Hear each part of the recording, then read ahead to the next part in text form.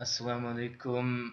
Hi and welcome to day two of Islam, the Past, the Present, the Future series. I'd like to welcome you to today's session. Today I'll be talking about the purpose of Islam and the purpose of life from an Islamic perspective.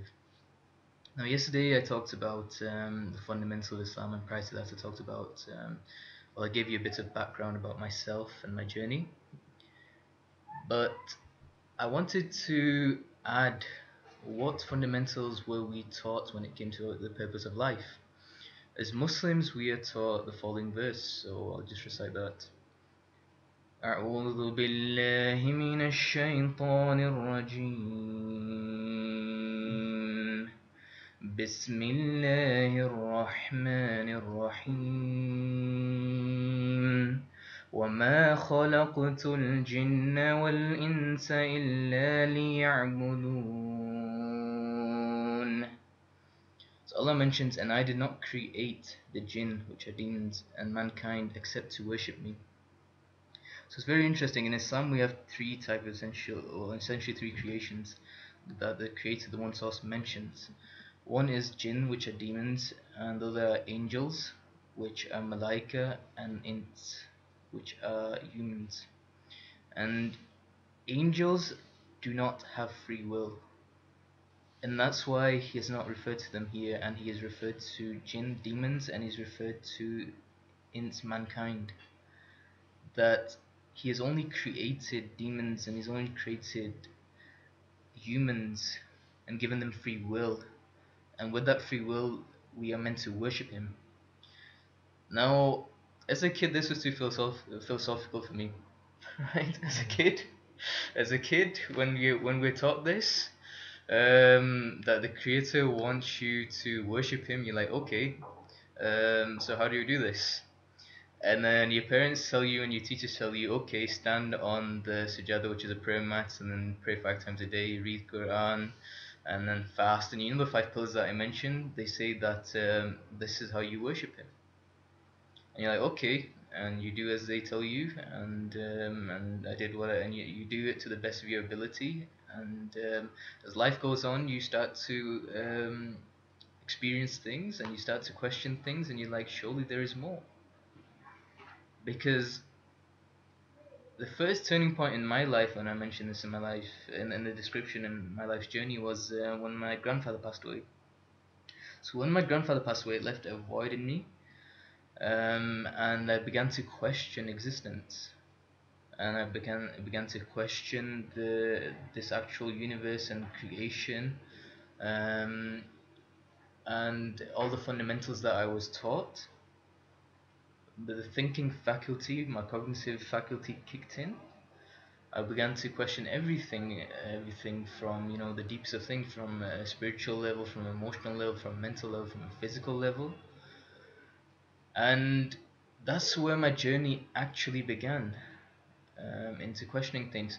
Prior to that, they were prerequisites. Prior to that, because my granddad passed away in 2005 or 2006 December. Um, Prior to that, you had the 9/11 happen.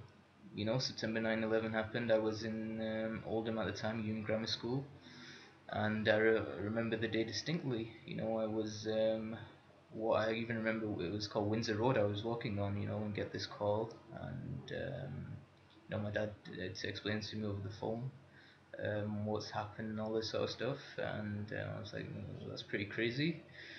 And then after that, basically, in 2004, I go on Umrah and the minor pilgrimage. So we mentioned Hajj. So, and this is something I'll clarify later. So Umrah is the lesser of the essentials. So just like you've got Hajj, Umrah is the smaller pilgrimage. Just like you've got Zakah, the actual core essence, you've got a supplemental thing. So the five pillars are like your food, and then you've got supplementary things, okay, which aren't obligatory things. So for example, with zakah, you've got sadaqah. Sadaqah is supplementary. Sadaqah is also charity that you give, but it's a voluntary charity, it's not obligatory.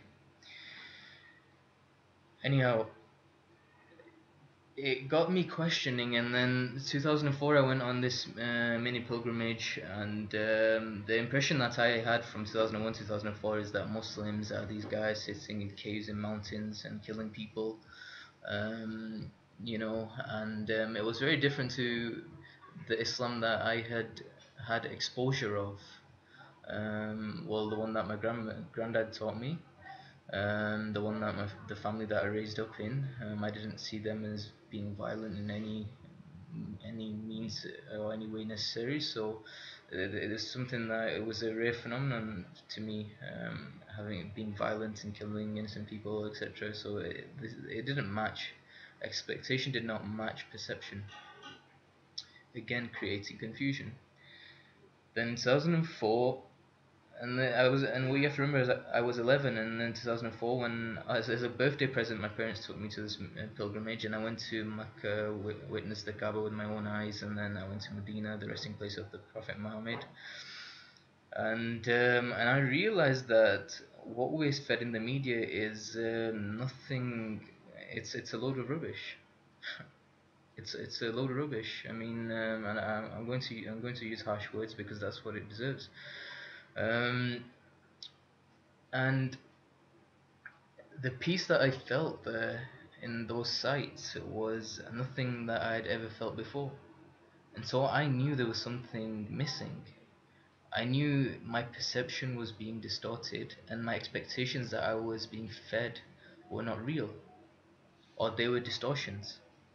And so I then set on this path on seeking the truth myself, because and the other thing was, and so why did I know that what my family practiced and what they were doing was also not the truth, quote unquote, is because again what they were teaching me as a kid, expectation was not matching perception. The teachings that they were teaching us, and Asad again is with me here today, what we are taught as kids, when we go out into society, into even to our schools, did your expectations match? No. No, I mean the thing is, a lot of the teachings that we're taught, and then we see them in our schools. I mean, even in this Islamic Republic of Pakistan, it does not match. Yeah, it doesn't. Even from nursery level. Hmm. and so, and so, from a young age, our teachings are not Islamic in any sense of the imagination. They are much more cultural, even in Pakistan. See, Deen, the natural way of life, is pure. Culture is adulterated. And this is something that we need to distinguish. So it got me questioning, okay, so going back to fundamentals, there is this one source, this one creator that we've all come from, and there's this one message, and there's this one final prophet. How can there be 73 differences, or minimum 73 sects in Islam?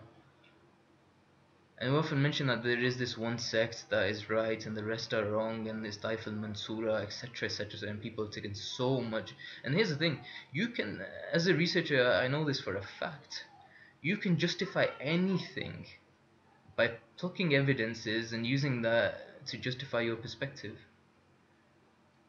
And I've chosen this background unintentionally, but it perfectly describes the correct methodology, which is to take a 360-degree view perspective and then make a decision.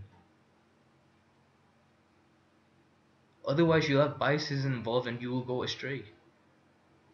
So, anyway, this is what my life led me to. So, I then decided to explore anything and everything, but only listen to my heart at the end. Okay? So, along my journey, who did I meet? Which groups did I encounter? You know, because the key questions that you probably have and that I had as a youngster, as a Muslim youngster, born in the end of the 20th century, going into the 21st century with chaos and confusion, was this: what is Islam? What is this way of life ordained by the one source? What does God want from us? He wants us to worship Him. Why, how, and what?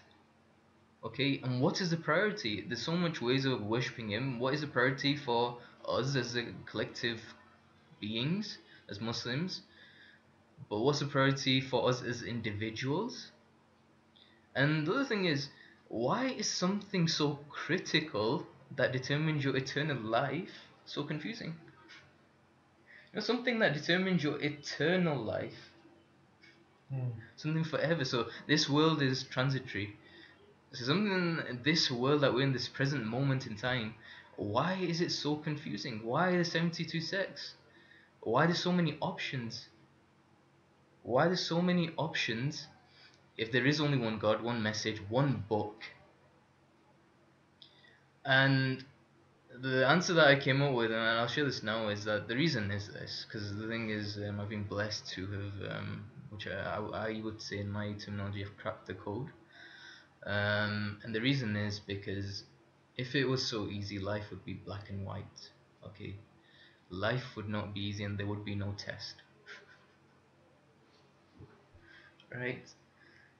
If if there was no confusion, right, and people didn't have to strive and struggle, and again, we'll come on to striving and struggling.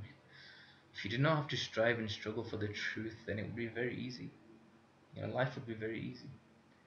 And so, because you have to strive and struggle for the truth, and those that have done more of that, you know, they will get more reward. And so, these tests in life are there to distinguish people. And so my journey was no different to the journey of the rest, and I pushed myself to complete capacities for the truth. I went and met and sought knowledge from anywhere and everywhere, even despite being told by parents, even despite being told by bigger scholars that I was going astray, that I would go astray, not to do things. I went and did things because I knew that what I was seeking, I was sincere in, and I listened to my heart. And not only did actually I didn't do this as a rebellious thing. I did this because I was seeking, as Rumi mentioned, what you seek is seeking you. I was seeking the truth, and the truth was seeking me. And so, where did my journey take me? Where did my journey take? My journey took me to people that are involved in this soul purification, attaining natural disposition. I think your question yesterday, which I said I would cover yesterday, but I didn't get a chance to. I said was what is spirituality, and I mentioned tazkiyat tasawwuf. So this was interesting. So my first encounter with these guys was, or in this sort of group, was Sheikh Kamaluddin Ahmed, who I mentioned, who came. One of my friends touted, oh, he's this impressive guy. He's never had anything like this before, etc., etc., etc. And so I thought, okay, let me spend some time with him. Okay, let me see what he has to say, right? And so I spent some time with him and his students. Okay, so I knew his students quite fairly well, and most of the scholars I know the students because they were my friends. So, and not only that, because of my family background, I've been blessed in knowing society more deeper than other people. Majority of the people, I'd say 99%. Why? Because my father was a doctor in a society. So Oldham is a little town in the UK. Just in Oldham, we have a minimum of 50 masjids in a little town in the UK. 50 masjids, and those 50 masjids are based on different ideologies. Right? And because my father was a doctor in that town, Muslim doctor in that town, and we never held anyone to ideologies. That wasn't our approach. It never has been, never is, and never will be our approach. Okay, and so everyone from all walks of all thoughts and ideologies would come to us, right? And not only that, they would share the deepest of problems, so we would know the families inside out, right? We would know when most of these were even public figures, right? And so we would know what they were preaching from the pulpit, and then we would know the realities even in the backgrounds, right? So there was तो उर्दू में expression है ढका छुपा कुछ नहीं था ठीक है. So basically in English there was nothing hidden, right? So I knew things, I knew the reality from the perception that was being given. Anyhow, And not only that, from my family background in Pakistan, I mean, even these scholars that would come from Pakistan, I would know these guys. Why would I know them? Because most of these guys would know my grandfather. So my grandfather was a well-known professor in UET. UET is still considered as one of the most prestigious academic institutes in Pakistan. Mm. Yeah, I mean, this is where your cream of the crop. So Junaid Jamshed was a student of my granddad. Okay, mechanical engineering. My grandfather was a professor of mechanical engineering in UAT. So lots of these big people that went on this batch that came, that went on to stardom, were actually educated people. Junaid Jamshed was an educated man. And most of these guys happen to be students of my grandfather. Most of them would know my grandfather. Most of the Pakistanis that were from Lahore, that actually not just Lahore, that came to study, that were educated, would know my granddad. Anyhow, so I met Sheikh Maluddin and their movement, and they would pluck evidences from the Quran to justify that you could not enter Jannah um, without having a clean heart, okay, and a clean soul. And so they would use the benchmark and yardstick as that, and say that this is it, this is the path, this is Idina Sirat al Mustaqim, so to speak. Okay, the purification of your soul is the path. Okay, later on, I was to go and meet the followers and so my Tajweed teacher, Mawlana Siddiqur Rahman in Oldham. He was the follower of Sheikh Salim Ahmad Dorat, based in Leicester. So he has the organization IDA, which also does dawah. And again, he was touted as this big scholar, ulama, sheikh. And again, their inclination was towards the Skiya Tasawwuf. Okay. Later on, I was to go, and these two. So in Tazkiyat Tasawwuf, there are tariqas, okay, methodologies. Sheikh Kamaluddin Ahmed, whose teacher is Sheikh Zulfikar Ahmed, who I have also listened to in Bolton. These guys follow the Naqshbandiya tariqa. Okay, so this is a methodology of obtaining, or you can say it's like sanad I mentioned, right? There's also spiritual lineage of spiritual lineage of acquiring spirituality, you can say. Okay, methodologies adopted, just like in jurisprudence, fiqh. You've got Imam Abu Hanifa, you've got Imam Malik, Maliki fiqh, Hanafi fiqh, Shafi fiqh, um, Hanbali fiqh, right? Just in jurisprudence, you've got methodologies that were adopted by these individuals that I mentioned. Okay, you've got these tariqas. Sheikh Salim Abdul as far as I recall, he was of the Chishti tariqa. Okay. Later on, I would to very much more recently, I got introduced to, not much recently, I knew he was around. It was a Sheikh called Sheikh Ahmed Dabag. He is from Jhelum. He has, and so he's part of this Muhammadiyya tariqa. Okay. And and the thing is, he was, I knew him much sooner, much earlier than his now big Pakistani following that he has. I knew him from the time, so although he's Pakistani, the Bangladeshi community adopted to him first in Oldham, right? And there was a local masjid near my house called Medina Masjid, and that's where his following actually. That's when I knew him from. That's the time when I knew him. When people would come and they would actually laugh at what he was presenting.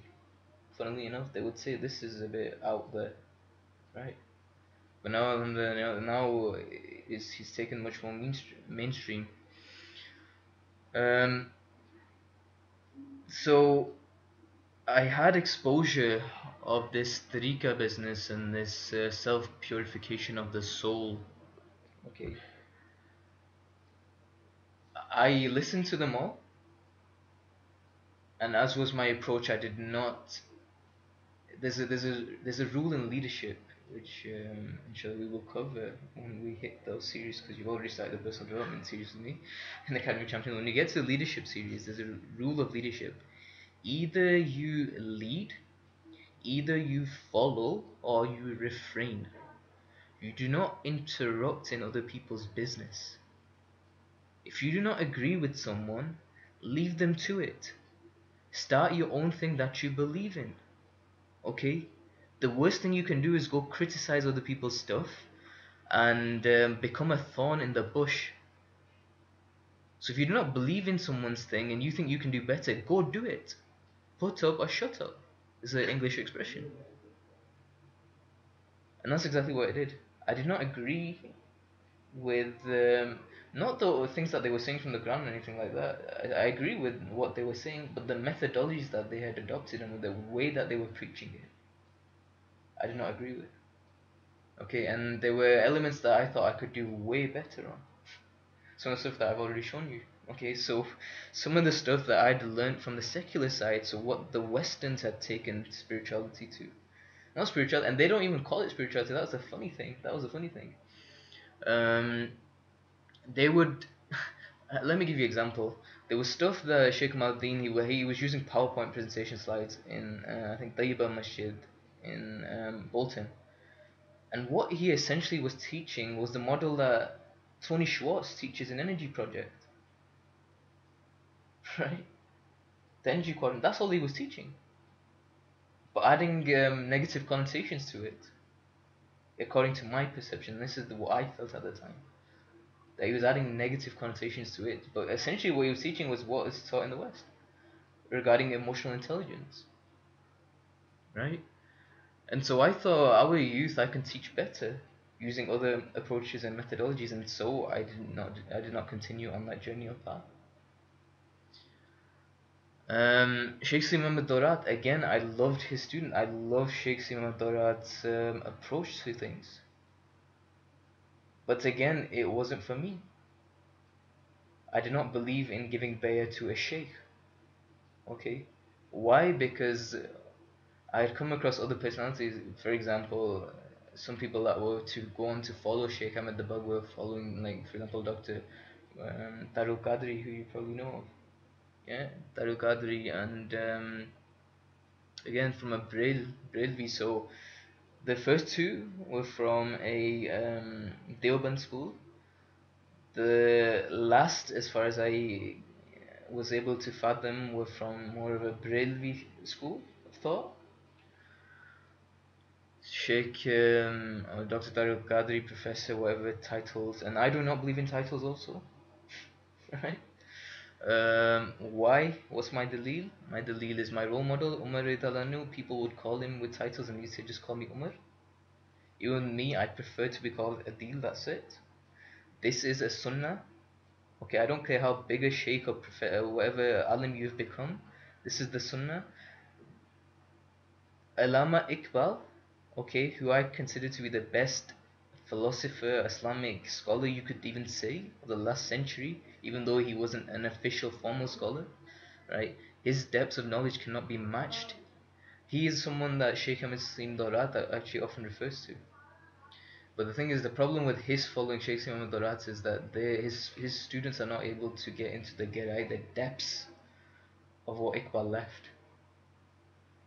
And Iqbal mentioned something profound. Iqbal said,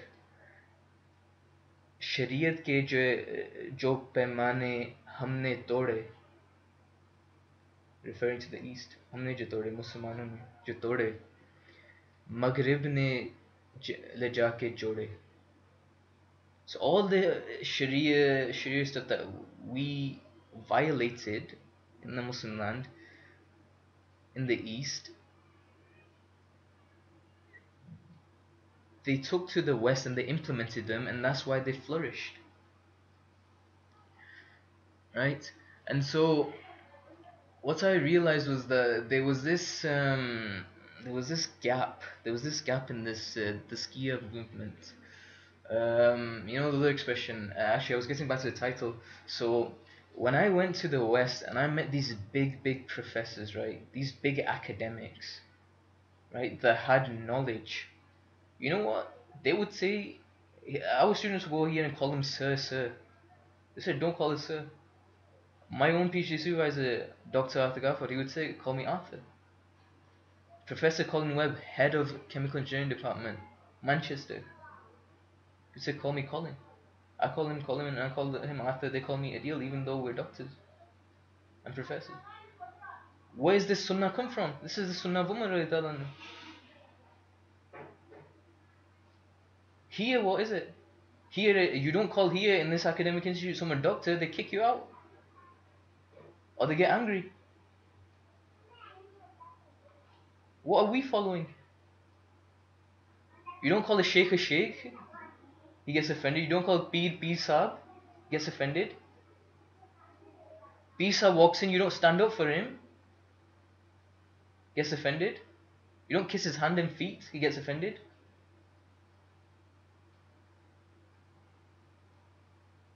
So the question is, who is on the sunnah? What is the sunnah? Who is on the sunnah? That is the question. And so even for myself, now that I'm back in Pakistan, I do not want people. I'm going to maintain my standards based on the benchmark of the Sahabas. My benchmark aren't the benchmark set by the scholars of the last century, because I do not agree with them. Simple. And my grandfather was very similar. My grandfather, in that respect, was very similar. He was a guy that wasn't into titles and name and fame. Anyhow, so the other thing was what other groups were there that I had exposure to? Call to the One Source. So this Dawa movement. So I've already mentioned the fact that people. Well, I was raised up in a family, and people around me were part of the Tablighi Jamaat movement, which is a missionary movement, which is akin to, you could say, the Jehovah's Witness from the Christian faith. And the active missionaries, which you, which I agree with what they do, but they have limitations. In the main limitation is that they are not scholars. Majority of them are not scholars. They are just people who pluck information. And as Rumi mentions, what you seek is seeking you. Largely, most of them are not high performers. They are low performers. So whatever they extract from this deen, this way of life, is largely negative and pessimistic. And they then transfer that on. That is the main issue. Okay, that is the main issue with the Tablighi Jamaat movement. But other than that, the work that they do, calling people towards the truth, that there is Tawheed, and whatever Mulana Ilyas, he was, as far as I recall, he was the founder, Mulana Ilyas, and so there was a time, and let me get this straight, there was a time and place for the Tablighi Jamaat movement. We have to acknowledge that. When the movement kicked in, the situation of the Muslims at that time and of Islam at that time was we were in a very bad situation. Ottoman Empire had collapsed. Okay. You had a formation of Israel happening, India, Pakistan. You had the world wars. Okay. And to spread deen, to preserve deen first and foremost, and then spread it, because if you don't have the core, how are you going to spread it? If you don't have the seed, how are you going to germinate? If you don't have the seeds, okay? To do that, this movement was necessary. And so there was a time, there was a place for this movement. But as with anything in life, everything plateaus, right? It's like the product life cycle.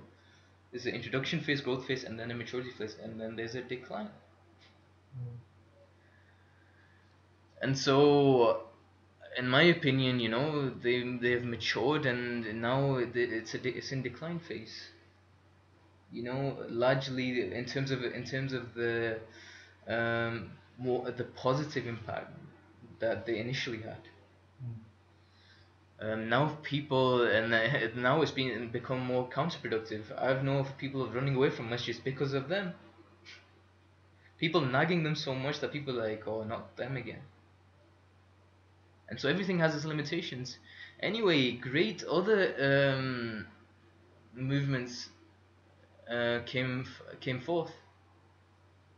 Aira, for example, they were a breath of fresh air. i.e. Abdul Rahim Green. Dr. Zakir Naik played his role with Sheikh Ahmed Deedat. Okay, the missionary movements from there, they played an amazing role in spreading the truth. And so for me, there were these great movements happening here. So then it begged the question, and so what I realized amongst the first group, this Tazkiyah movement, was that it was very passive. Passive in the sense, you just sit down and contemplate, meditate, and then you work out your emotions, and then you try to eliminate your negative emotions, and you try to purify your soul, and you try to control your thoughts. You try to eliminate your bad thoughts. You're not allowed to listen to music. You're not allowed to go into company with mixed gatherings. You're not allowed to do a lot of things. You're not allowed this. You're not allowed that. You're not allowed this. Okay, and it was not my cup of tea. Right. So, not that what they said was wrong. Okay, it was the fact that it's just something that I thought, there's so many problems to tackle. I could be tackling other problems, and these were holding me back. Um, and not only that, I'd seen the students from the background. Like I mentioned, I'd known the students, and I knew how much actual progress they were making. Right? And for me, I use one of my favorite English expression is the proof is in the pudding. Okay, i.e. results speak louder than words. Okay, i.e. after meeting this sheikh, what is the outcome after a year? How much have they changed? How much have they, and what has been my yardstick? My yardstick, one I mentioned, Raditu billahi rabba wa bil islam dina Muhammadan Rasulullah sallallahu alaihi wasallam nabiyya wa rasulah wal Qur'anu kitabi. That is one yardstick, but the other yardstick is how much, as Professor Seema Hasni said, spirituality is a fuel derived to drive good actions. The ski and tasawwuf is about obtaining spirituality. How much then did that transpire, transform into good actions? What I realize is from most of these sheikhs and students, very little.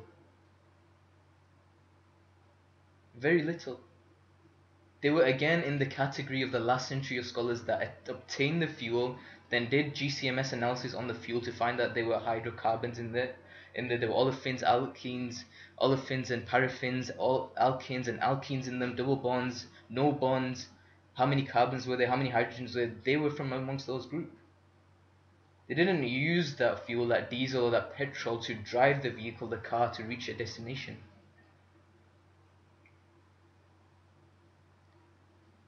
And so this is what I found amongst that group.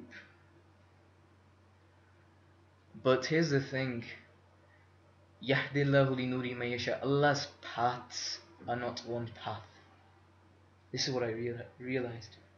This is why I'd never mentioned until today. I've never mentioned this.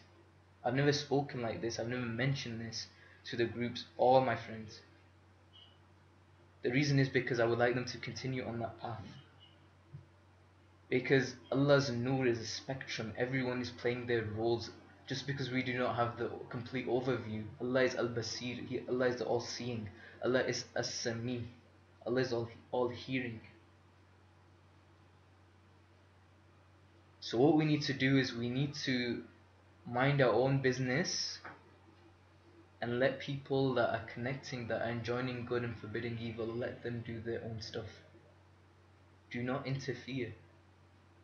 Either you lead. So what did I do? After not agreeing with most of the scholars in scholarship, I set up the Academy of Champions. So if you're not leading, follow. Until I did not have Academy of Champions, what was I doing? I was following everyone like a magpie. I was taking what I could from whomever I could. Even Dr. Arthur Garforth, he mentioned, he said, you're like a magpie, right? And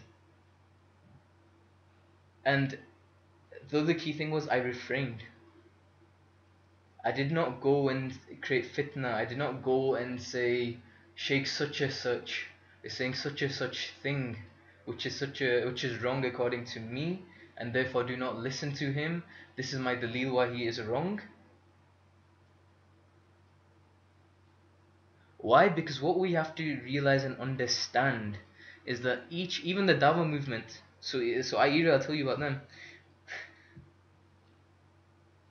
and Dr. Zakir Naik and all these movements, again, they will pluck verses out of the Quran. What is the Quran? Quran is the book which we cannot refute with. And I mentioned that the Quranic methodology yesterday, how we use the Quran. You cannot refute with the Quran. And each one of these organizations and each one have plucked out evidences from the Quran based on their perspective, and they're using that to justify their movements. Is that wrong? No. That is not wrong. It's not wrong. Why? Because it's in the Quran. There is room for going wrong unless you have a 360-degree analysis. In what sense? That even Tony Blair justified the Iraq war using the Quran. When the Brits invaded Iraq, Tony Blair justified the Iraq war using the Quran. So you can go wrong, but here's the thing. And even this, so I'll get onto it. So the next one, establishing God's law on land, a caliphate, and the Sharia. So there's a thing called HC, Hizbut Tahrir movement, and I believe that we need a caliphate state, and we need to unite under a caliphate, and we need Sharia law. And then you have all these other movements that we know about, that we see on the TV, you know, ISIS, Al Qaeda, then you have Bin Laden, and this other thing. They too will extract things from the Quran. And so it creates confusion in the mind of the youth. It created confusion in my mind. If that is the case, everyone's justifying from the Quran, and the Quran cannot be wrong. What's right then? Okay, and this is the whole point. So this is the whole point of this series, because I am going to eliminate all the confusion. I'll guarantee you that. Those that join me till the end of this journey, I will eliminate all the confusion. I will define to you quantitatively in the Sirat al-Muslim. And these are big claims, by the way. These are major claims. But I'm glad I've had such great teachers and mentors and people to back me along my journey, to prevent me from going astray. And I'm very confident about the conclusions that I've reached. And the key thing is, I don't want people to believe me, because at the end of the day, we're all responsible and accountable in our own graves. I want you to take any good from me that you can, and leave anything that you doubt from me. Doubts, confusion, and suspicion are from shaitan. Clarity is, and this is also sunnah, this is one of the sayings of the Prophet ﷺ, that when there's doubt and confusion, and when you have two paths and there's doubt and confusion, leave it. Go for the path with which there is clarity, because Allah and His Rasul, the message, are clear. And from the last sermon you got that, you should have got that, you should have picked that up from my last session, that this message and the messengers and all this is all crystal clear. The key thing is يَهْدِ اللَّهُ لِنُورِهِ مَن يَشَاءُ, and Hidayah is important, guidance is important, and that's something that we should all pray for. And so, going back to this diagram, I found Tazkiyah to be passive. Okay, I found, and my nature, and this is my temperament, my nature was that to be active. Not that Tazkiyah was wrong, my nature was active. Why Tablighi Jamaat movement? I was a guy who spent 3 days, I was a guy who spent 10 days a number of time, I was a guy who spent time with Sayyid Anwar, a world record holder in cricket. Right? I was a guy, not only I was active, not only spiritually active in that sense, I was a guy exposed to spiritual activeness. I was a guy who was physically active. I was a guy who was, in higher education system, captain of the hockey team. So I had this aggression inside of me, leadership qualities inside of me.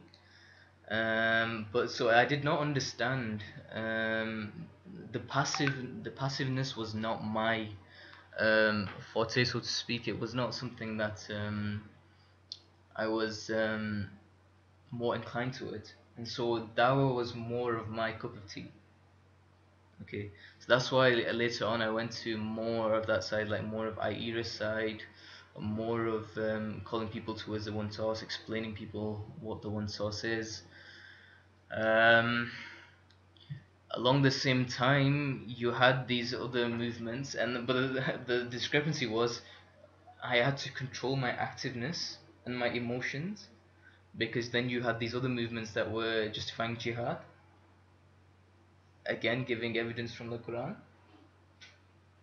So I had to, being an active guy with a lot of energy inside of me, I had to control myself and I had to be rational at the same time.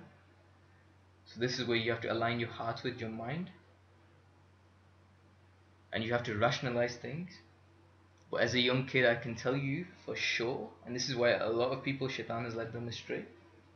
And this is where I was extremely blessed because of my teachers and mentors, which I had immense respect for, that kept me grounded. And they would tell me what was right from the wrong, and they would justify, rationalize it. Because again, although I was active on the field, on the hockey field, so to speak, well, literally on the hockey field, but physically active, so to speak, I was also spiritually active, and these two combinations can be dangerous combinations. So you need some people that will keep you grounded. This is where you need mentors and teachers, and not just one. This is where I needed a number of them, to get their perspectives and then say this is the truth, this isn't the truth. Then add the sum up, do a 360-degree analysis, and say this is the truth. And I excelled. I excelled at a spiritual active level, but then I also excelled at a physical level, but then I also excelled at a mental level when I did my PhD. And so the Creator, the One Source, blessed me in multiple dimensions. In terms of energetics, I excelled in 2 dimensions originally, but then the third physical, and so I was never a bright bulb. I'll be honest with you. When I went to sign up my master's project with Dr. Arthur Galford, I said to him, and this is on biodiesel, I said to him, I'm not the cleverest of people, but I know one thing for sure, and that thing is that I will give it my all. I said, that's one thing I can guarantee you. I'm not the cleverest of people, but I will give it my all. That's what I can guarantee. And on that premise, he signed me up. On that basis, he signed me up. And so I was never academically a top form, and even my GCSE 1 A star, 7 A's, 2 B's, right? Nothing special. A level, things picked up a bit. I upped my game a bit because the teachers I wanted to do medicine. The teachers predicted me 2 B's and a C, and I knew I was way better than that. Ended up with 2 A's and a B, almost 3 A's. I was 1 UMS, 1/4 of an exam mark away from 3 A's. Getting 100% in the biology module 4C, Unit C, I had Excel paper on human biology, which was unheard of. Getting 100% on exams. So the Creator, the One Source, increased my knowledge exponentially over from GCSE to A level. But after A level, going into university, again, I was nothing special. You know, hitting 50%. I wasn't a first class student. Up until my master's dissertation, I was nowhere near a first class degree. Gave it my all in the masters to obtain my first class degree, then to be acknowledged by the largest chemical corporation, BASF, to be one of the biggest talents in Europe, European talent pool. So the point is, when you go in search of knowledge, when you go in search of truth, you will encounter obstacles. The key thing is to have great mentors and teachers in place that you can go to, but not to have one sheikh. You have one sheikh, you will just get the one perspective. Your one sheikh will be your bottleneck for your progression. And this is where my dalil or my evidence is that you cannot give, that you should not that you can't, you can, but you should not, if you feel that you're capable to, you should not give bay'ah to one sheikh. You should not have this concept of being muridi. But this is individual based. This isn't one size fits all approach advice, because there are some people who do not have the confidence, who do not have the same blessings as I had, who had access to the scholars, family background, etc., or this upbringing, and all the things that I've been blessed with. So I'm a person which I can't be grateful enough that I've been blessed with so much. But that just means that I have greater responsibility, because I know I'll have greater accountability on the day of judgment. That's all that means. Okay, so things level out. Allah is aladal. So other people anyway said that forget taskiya. You know, my family had never heard of these words, taskiya, tasawwuf. What are these words? They heard of tablighi jamaat, they heard of dawat, you know, dawah movement. They would have heard of that. Jihad, no go. Battlefields, no go. And I wouldn't even have thought of that. You know, I didn't. Yeah, some of the so for me, the other active movement just did not make sense. You know, for even to do jihad, you need to learn about jihad. Most of these guys were just running on blindfoldly.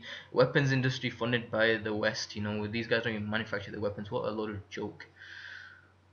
So the next one was this thing about worshipping God by 5 pillars and sticking to the 6 articles, and so sticking to the fundamentals. This is something that I would be inclined towards. You know, this is the one that would make sense to me. Because this was active, you know, you're praying, you're fasting, you're going on Hajj, and then just focus on the 6 beliefs, just work on your Iman. Forget dawah, forget taskiyah tasawwuf. This is one that should have appealed to me, but it didn't appeal to me. The reason was because although I'm a guy who does fundamental analysis, my benchmark had been the Sahabas, the companions. And I knew that there was more to them than these. This was their core, but then these were like what you could say were tools that were driving them to some bigger things, to what they went on to achieve. And this is something that Professor Salim Al Hasni taught me about spirituality. In that it's a fuel that you drive to drive you to good actions. And so this is where the next one came in. This is what Professor Salim and Sheikh Zia Mahmood, so these are what they're inclined towards, and this is what I learned from them: to serve humanity, do good deeds. Amal, Amal Isole, you know, and this was active, get into charity, and this is where I joined UNICEF on campus, Manchester. You know, there was this thing about ISOCs and ISOC, you know, they were, you know, full of these division and divides and mess and what have you. And actually, someone asked me that I should be on there, and that's why I applied to this thing, and I didn't get voted on to the panel. And that's one of the best things that's happened to me in my life. Because if that did not happen to me, I wouldn't have gone on to all this stuff.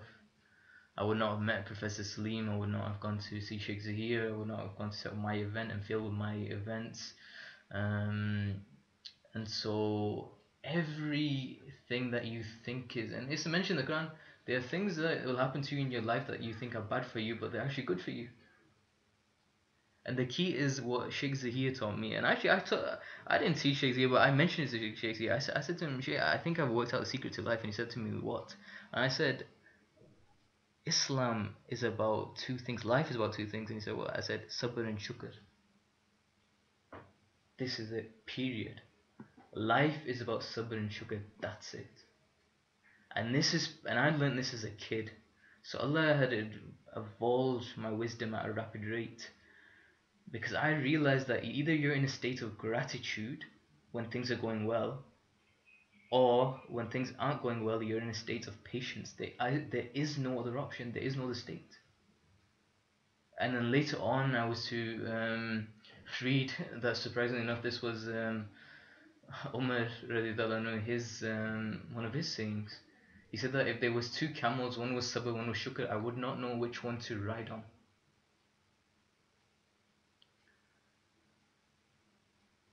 And this is what the youth need to understand, and this is what the ulama need to understand, that yes, times are tough, but be grateful for what you have, and be patient for what you do not have. This is life. The other thing was the concept of fighting all injustice and oppression, this other definition of jihad. And so there were multiple definitions of jihad. And this is, for example, you'd see people going, and for example, the other thing that really led to my spiritual awakening was when Palestine got attacked. Gaza got attacked, and I saw no response from the Muslims. The Muslim response was futile. You know, there's nothing, next to nothing. You had people like George Galloway going. The only scholar that had the courage to do anything was Sheikh Zayd Mahmoud, who went with the convoy, and you know, he went with some brothers there, and you know, they were helping. But other than that, in terms of mainstream Muslim response, it was you know, it was the poorest thing that as a kid I realized, what is this? You know, for me, for a guy, and this is the other thing, as even as a kid, my standards would be very high. I'd set my benchmarks would be very high. I would never focus on quantity. It was always about quality, and that exists even till today. It's always about quality rather than quantity, because that's a subject for another day. Right. Anyway, I'll come back to this. Um, what I actually wanted to go through today was, with all this confusion, I wanted answers. I wanted answers about life. I wanted answers about soul, about our soul, where we were going, what is our purpose, why are we here, the questions that I mentioned. Okay, and my answers came from multiple sources, which would not have come if I would have given a bay'ah under a sheikh and I would have waited, especially a bay'ah to a sheikh who lives thousands of miles away in the other country, who visits my country once a year, and I go and see him and I give him an annual update. This would never have happened. Okay, so this is so I'll share with you what I learned on my journey. Firstly, the past. So this series is called Islam, the past, the present, the future. But here's the thing: where does Islam begin? What is the past? What is the present? And what is the future? Where did it begin? Okay, now for the non-Muslims listening, we could have discrepancies over our theories on the past and the future. One thing that we cannot deny is death. The other thing that we cannot deny is the present, that we are here. So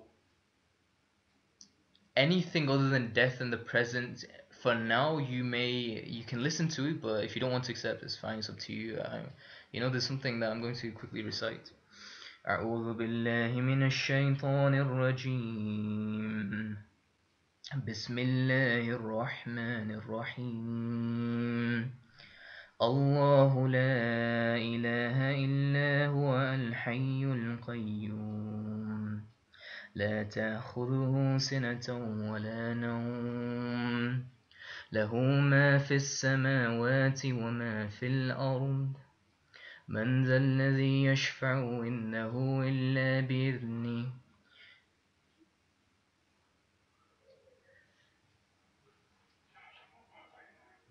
يعلم ما بين أيديهم وما خلفهم ولا يحيطون بشيء من علمه إلا بما شاء وسع كرسيه السماوات والأرض ولا يؤود حفظهما وهو وهو العلي العظيم. I think I've gone completely wrong.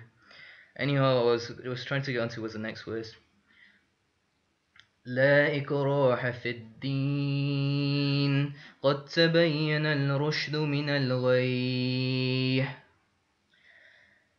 The next verse makes it explicitly clear that there is no compulsion in this way of life that I am teaching and I am basically sharing with you.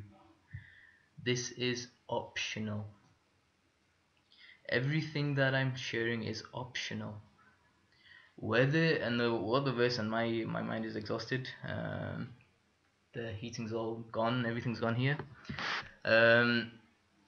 What I'm sharing with you guys, what I was trying to share was Ayatul Kursi, which is the most powerful verse of the Quran. But my brain's fried. Um, but you can listen to it on the YouTube channel if you want to get the meaning. There's no compulsion in this way of life. No one can force you. If this resonates with you, if this makes sense with you, what I'm about to share with you, you can accept it. But there is no compulsion. Anyway, let's go back to the past. So, from an Islamic perspective, I learned from Sheikh Slim Ahmed Dorat from Leicester, and this is in the Quran, also in in the chapters, either in Al-Araf or I am pretty certain it's in Surah Al-Araf, but it may be in Surah Al-Anfal, chapter 7 or 8. That what essentially happened in the spiritual dimension, and this is the past now, the spiritual realm, that one source spoke to us, and one source said, Alastu bi rabbikum, am I not your creator? Well, that's khalaq, but you know I don't like to use the word Lord. So am I not the one source? Am I not your creator? Am I not your nourisher or sustainer? And this was a question that was posed to all the entire souls. Everything in the spiritual realm was asked this question. And as souls we were confused. The question was of such a magnitude, and it was such a question that we did not know how to respond to it. And so all the prophets, even the prophets, so the higher energies amongst us, did not know how to answer that question. And the followers of all those prophets did not know how to answer that question. And everyone there did not know how to answer that question. And we did not know how to answer that question. Every nation looked towards its prophet for an answer. So Jesus and all Jesus' followers looked towards Jesus. Jesus did not know. Moses, all the followers of Moses looked towards Moses, and he did not know how to answer. We looked towards Prophet Muhammad, and then all the prophets looked towards Prophet Muhammad. Prophet Muhammad then answered.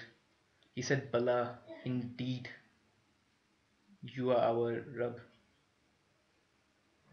And then after that, there was this, and this is beautiful for those that study bioresonance, my bioenergetic friends. Then that Bala resonated to all the prophets and throughout the whole nations.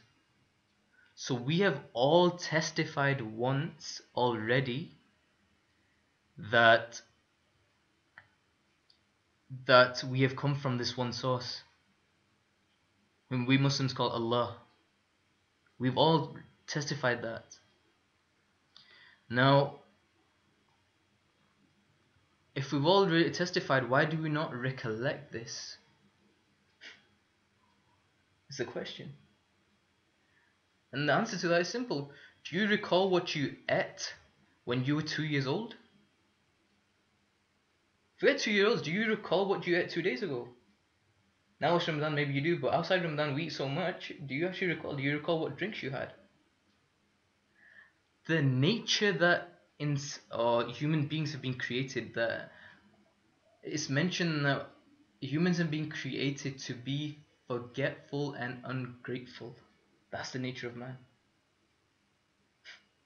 We have been created to be forgetful and ungrateful. And this is the importance of habits and routines. Doing things again and again, again and again. And that's why in the Quran there is so much repetition. The critics of the Quran say, why is there so much repetition in the Quran? And the reason is to hammer home a message. That message you could, you could just read a verse for Hidayah. I talked about guidance. People can get Hidayah from just a tiny ayah, a tiny verse of the Quran. For some people, they can read the Quran from cover to cover for 60 years with translation, with tafsir, and they will not get the message.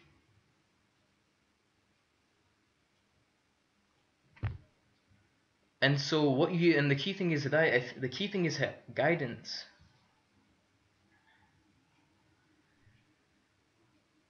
Okay, the next thing that I wanted to cover was this concept. So after this happened, so after we testified, and after creation came into existence, then we have this incident that's mentioned in Surah Al-Kahf, and because my brain's fried and I love Surah Al-Kahf and reciting it, I will not attempt to recite it in Arabic. But the incident was where the one source Allah asked the jinn, asked Lucifer. So Lucifer was one of the greatest worshippers of the one source. And so, like I mentioned, there are three types of creations. You've got the jinn, you've got the inhumans, and you've got the malaika, the angels. Lucifer was one of the greatest worshippers, and when the creation of the humans came about, Allah commanded Lucifer and the angels to bow down to Adam. And the angels, like I mentioned in my in the session yesterday, the angels were confused. What sort of creation is this? This creation causes bloodshed. And you want us to bow down to this creation? What sort of, the angels were confused. How can this be the greatest creation? But you know what? The angels do not have free will, so they all bow down. So Gabriel bowed down, Raphael bowed down, Michael bowed down, Israel, all the angels bowed down. Illa Iblis. كان من الجن ففسق عن أمر ربي أفتتخذوا. Basically, so the verse from the Quran from Surah Al-Kahf, except Lucifer, except Iblis, he did not bow down. He said, why should I bow down to Adam? So he had some emotional issues, you can say. He said, I am made out of fire. Okay, smokeless, so a jinn. So he was from amongst the jinn. Jinn, demons. What are demons? Demons are smokeless flames of fire.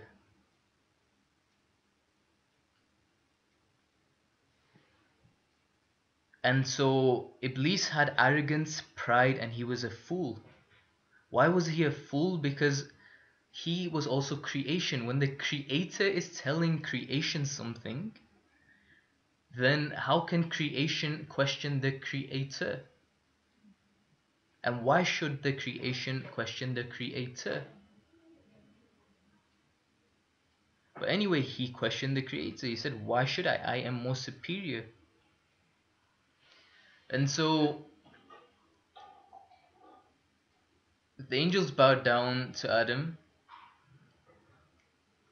And what's essentially happened was before they were sent, before humanity as we know it came into existence,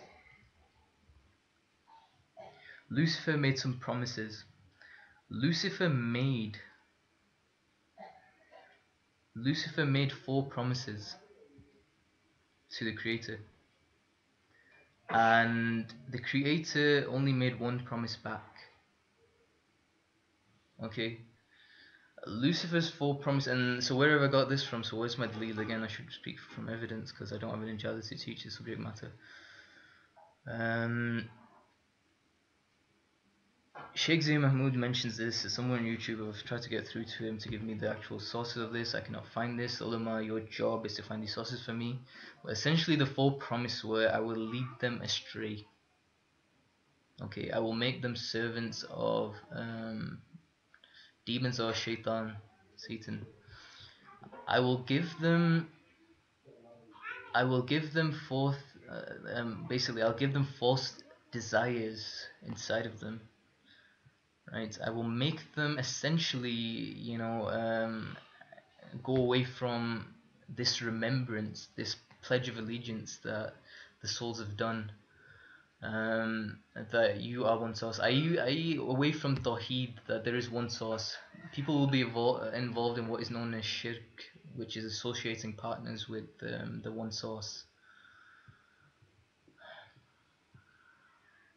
And the, and he will entice people using his following to basically get into more of an animalistic, a cannibalistic, a carnal state, rather than rather than rather than inculcating more angelic qualities.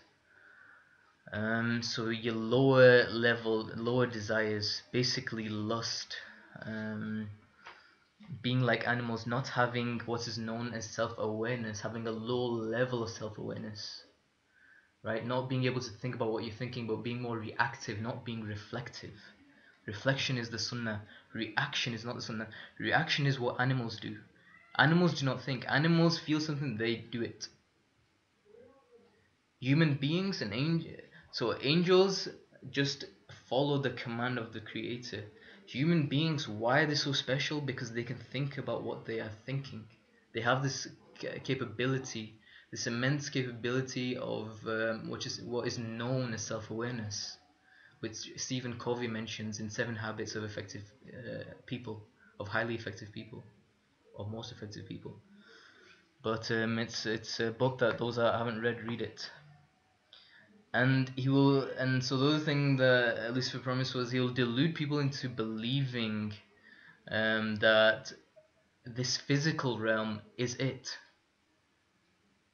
You know, let me share something with you all. Actually, let me share something. I'll share this. I've already told us about this. The biggest deception of the last 1 century that we were fed was seeing is believing. The greatest scientists of the last 1 century, all your medical doctors combined, every scholar combined, the biggest rubbish that we were fed was seeing is believing. Seeing is not believing. Even a child from GCSE can tell you that. Look at the electromagnetic spectrum. The visible light spectrum is tiny. Rather, believing is seeing.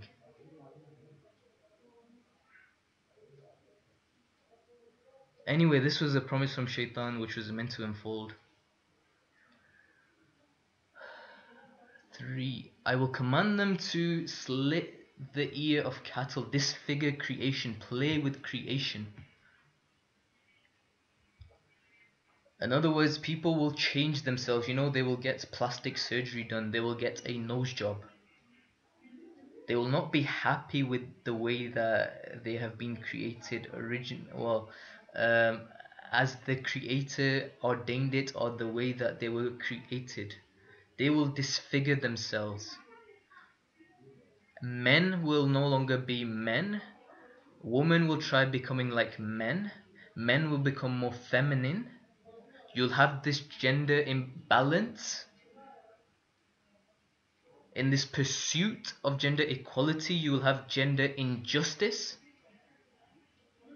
And let me make something clear for the Muslims. Do not get happy, because there has been a lot of gender injustice by the Muslims to the female gender. And justice must be restored. There's been a lot of oppression to the female gender by the Muslims. Not by those that have been on the Sunnah, but by Muslims in large. And again, that was Shaitan leading people astray, just as those that have gone too. So it's polarization. It's polarization. You go too extreme in Deen, you'll be polarized. You go too away from Deen, you'll be polarized. Aidin as-Sirat al-Mustaqim is the middle path. This is what the Prophet said. Right. And the fourth thing was, I will command them to change the creation of Allah. So again, so there's some repetition. There's some repetition. Anyhow, you can get the lead, get it from Sheikh Zima, go to the Sufa Institute, get it from some scholars, get the actual sources for them. My job isn't to get the sources, right? I've got a lot going on with my projects. I'm not a qualified scholar. I'm sharing this with the youth to give you guys much more clarity. And as the Prophet said, do for if a believer does for himself, or for his brother, what he loves for himself. What got me clarity, I'm sharing with you guys. But anyway, I'm going to end here. There's so much to cover today, but again, we are hitting iftar soon here in Lahore, Pakistan.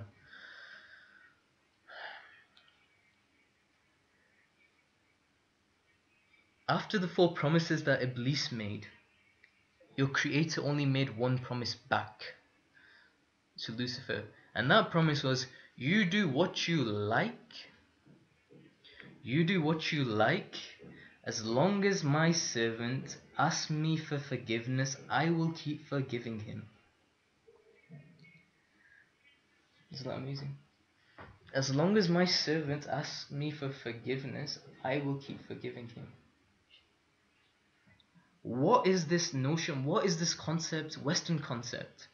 This is the concept of resilience. This is the concept of not giving up. And this is why despondency is haram. So despondency is forbidden in Islam. You cannot become hopeless. You cannot become despondent, regardless of the times you're in, regardless of the age you're in. A lot of the Muslims who compromise on their iman, compromise on deen, they say, oh, this is the age of fitna, you can't do this, you can take riba, you can take usury. No.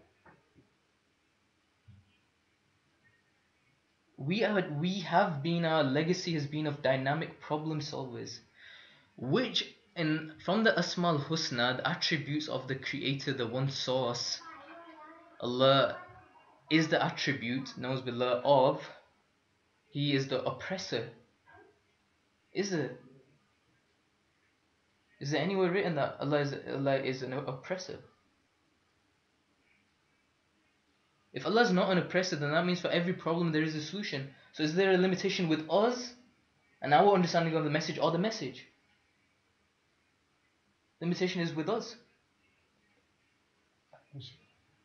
So what do we need to do then?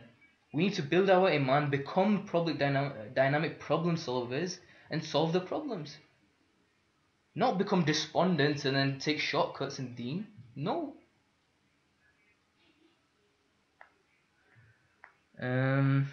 So anyway, so that was Allah's promise. And here's the thing.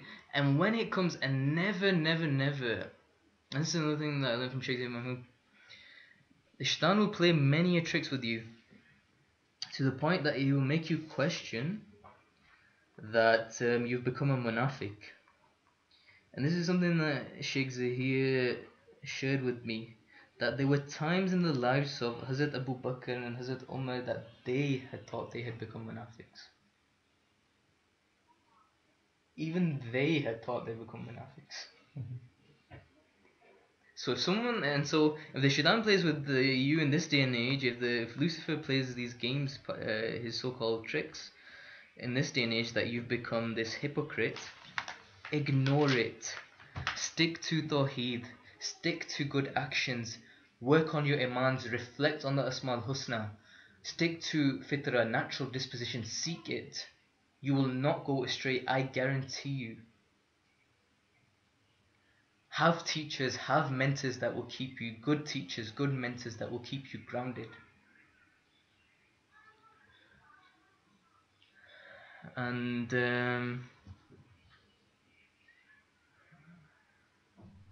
so resilience is the one thing, but I'm going to end on this, and I think tomorrow we'll cover the box that I've highlighted on stages of this, going into the future, the present. So let me just finish off with the past.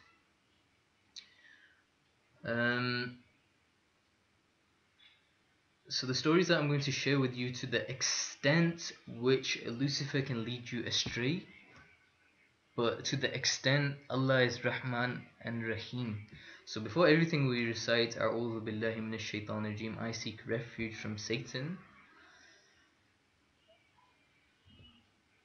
Shaitan Rajeem, the disgraced, and Bismillah Rahmanir Rahim, in the name of Allah, the most gracious, the most merciful.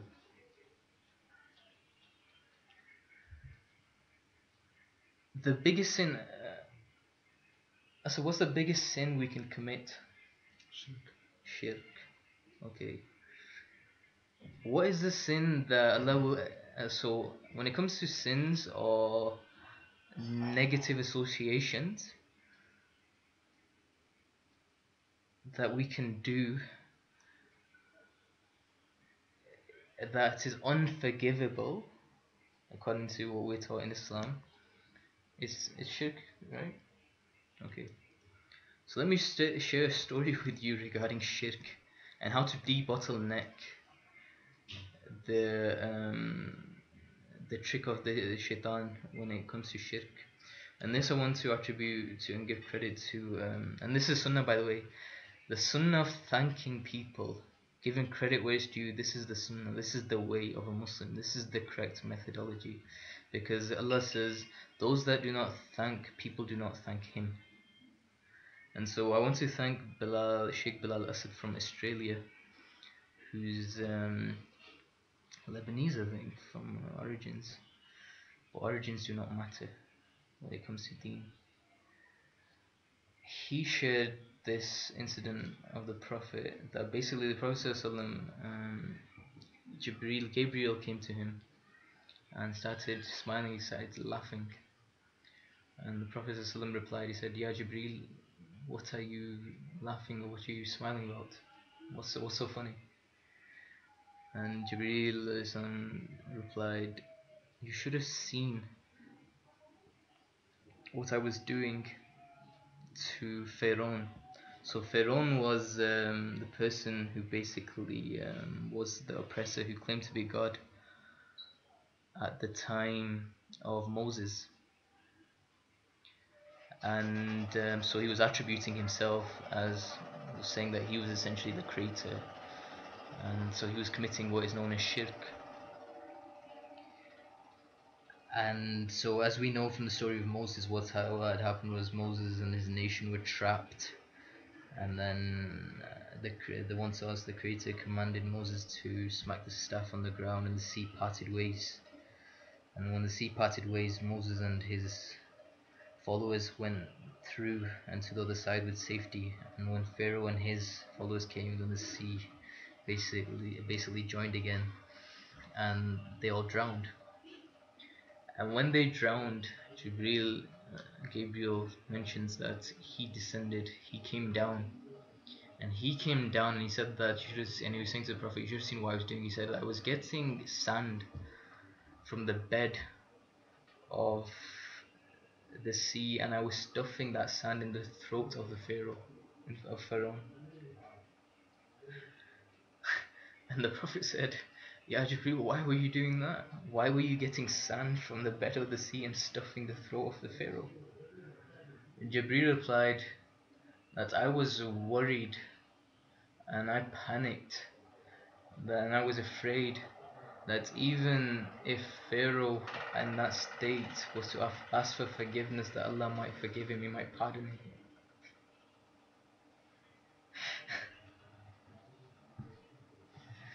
And that is what you call Allah is Ghafurur Rahim. Things are not over till they're over till your last breath. Okay? And this is where Shaykh Zia Mahmood, when he mentions that every saint was once a sinner, every sinner can become a saint. Never be despondent, because I've now shared with you a huge thing that even when it came to shirk, and no one like Pharaoh can come again, to be honest. You've got mini pharaohs these days, right? You've got mini amateurs. You've got amateur pharaohs, okay, wannabes, right? You've got wannabes now. The thing is that no one can be like the Pharaoh, okay? So for us guys, that should give us strengthen our iman. Okay, that should strengthen our faith. That even when it comes, and this is why in the sermon Prophet Sallallahu Alaihi Wasallam mentioned that Shaitan has lost all hope in leading you astray in the big things. So beware of the small things. Therefore, the diagram that you see in front of you is macro analysis. The correct methodology of doing analysis is macro analysis. The doctors and scientists have gone astray. In my book, I have clarified that, and inshallah, when it will be published and released, you'll read it, and I'll encourage you to read that. The correct methodology is an analysis is doing macro analysis first, then doing micro analysis. And that's why I'm sharing these stories with you, and that's why I've given you the diagram. That's why we will do macro analysis first, and then inshallah, creator willingly, we will get down to Islam past, present and future in the physical dimension, as what some of you might have been expecting.